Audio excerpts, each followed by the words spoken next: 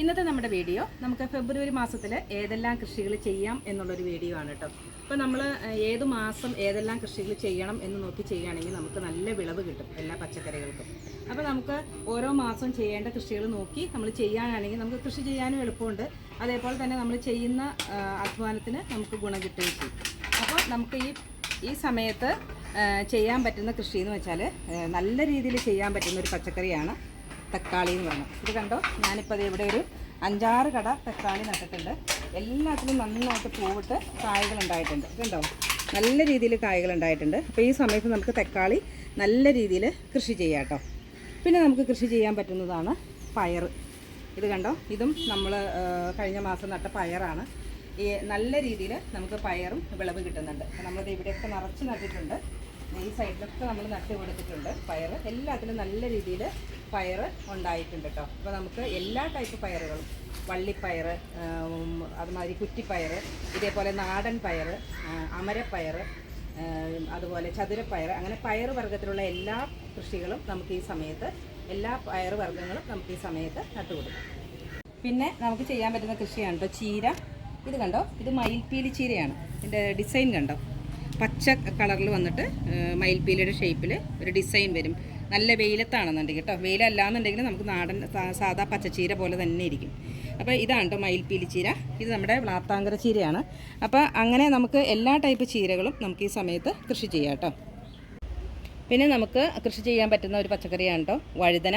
വഴുതന നമുക്ക് ഈ സമയത്ത് മാത്രമല്ല എല്ലാ സമയത്തും നമുക്ക് വഴുതന കൃഷി ചെയ്യാം. അത് മഴക്കാലമെന്നോ വേനൽക്കാലമെന്നോ ഏത് മാസങ്ങളെന്നൊന്നുമില്ല, എല്ലാ സമയത്തും, എല്ലാ 12 മാസവും നമുക്ക് കൃഷി ചെയ്യാൻ പറ്റുന്ന ഒരു പച്ചക്കറിയാണ് ഈ വഴുതന എന്ന് പറയുന്നത്. അത് എല്ലാ ടൈപ്പ് വഴുതനകളും നമുക്ക് കൃഷി ചെയ്യാം. വയലറ്റ് ആയിക്കോട്ടെ, പച്ച ആയിക്കോട്ടെ, വെള്ള ആയിക്കോട്ടെ, ഏത് ടൈപ്പ് വഴുതനയും നമുക്ക് എല്ലാ സമയത്തും കൃഷി ചെയ്യാം.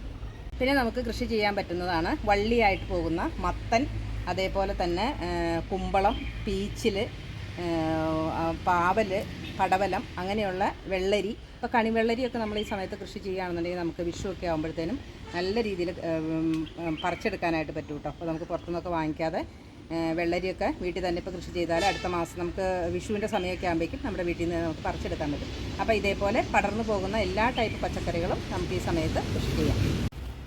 ഇത് കണ്ടോ, നമ്മൾ കഴിഞ്ഞ 2 ആഴ്ച മുമ്പ് നട്ട അമരപ്പയറാണേ. അമരപ്പയർ ഉണ്ടായി തുടങ്ങിയിട്ടുണ്ട് കേട്ടോ. 2-3 എണ്ണം ഉണ്ടായിട്ടുണ്ട്. വളരെ ചെറുതല്ല, 4 അമരപ്പയർ ഉണ്ടായിട്ടുണ്ട്. ഇതിലൊക്കെ പൂ കുത്തി തുടങ്ങിയിട്ടുണ്ട്. അപ്പോൾ അമരപ്പയർ നമുക്ക് ഈ സമയത്ത് നല്ല രീതിയിൽ തൈകൾ വാങ്ങിച്ച് നട്ടു കൊടുക്കാം കേട്ടോ. പിന്നെ നമുക്ക് നടാൻ പറ്റിയതാണ് നമ്മുടെ മുളകും. നമുക്ക് ഈ സമയത്ത് എല്ലാ ടൈപ്പ് മുളകുകളും എല്ലാ സമയത്തും നമുക്ക് കൃഷി ചെയ്യാം കേട്ടോ. അപ്പോൾ മുളകും നമുക്ക് ഇതേപോലെ ഇത് നമ്മുടെ കാന്താരിയാണ്, വെള്ളക്കാന്താരിയാണ്.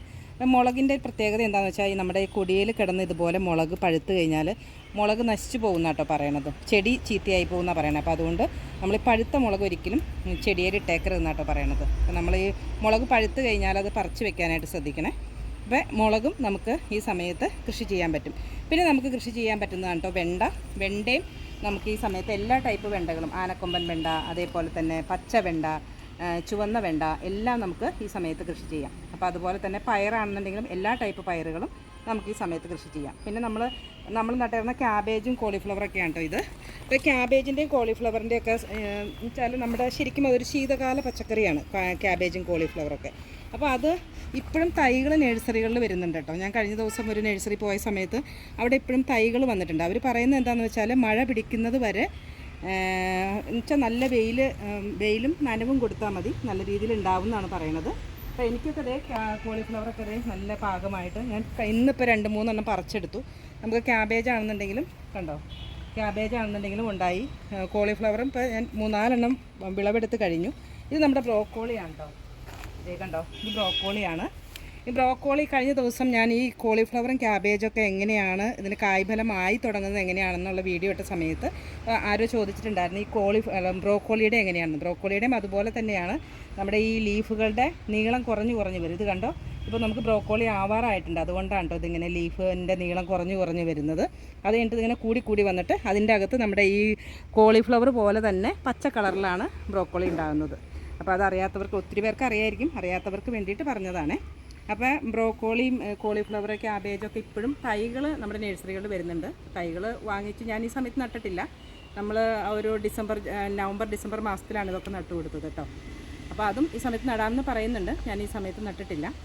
അപ്പോൾ ഇത്രയും പച്ചക്കറികളാണ് നമുക്ക് ഈ ഫെബ്രുവരി മാസത്തിൽ നടാൻ പറ്റുന്നത്. അപ്പോൾ നമുക്ക് ഈ സമയത്ത് നടാൻ പറ്റുന്ന പച്ചക്കറികൾ നോക്കി നടുകയാണെന്നുണ്ടെങ്കിൽ നമ്മൾ പണിയെടുക്കുന്നതിനുള്ള കൂലി നമുക്ക് കിട്ടുകയും ചെയ്യും, നല്ല വിളവ് കിട്ടുകയും ചെയ്യും. അപ്പോൾ എല്ലാവർക്കും ഈ വീഡിയോ ഇഷ്ടപ്പെട്ടു എന്ന് കരുതുന്നു. ഇഷ്ടപ്പെട്ടാൽ ലൈക്ക് ചെയ്യുക, ഷെയർ ചെയ്യുക, സബ്സ്ക്രൈബ് ചെയ്യുക. താങ്ക്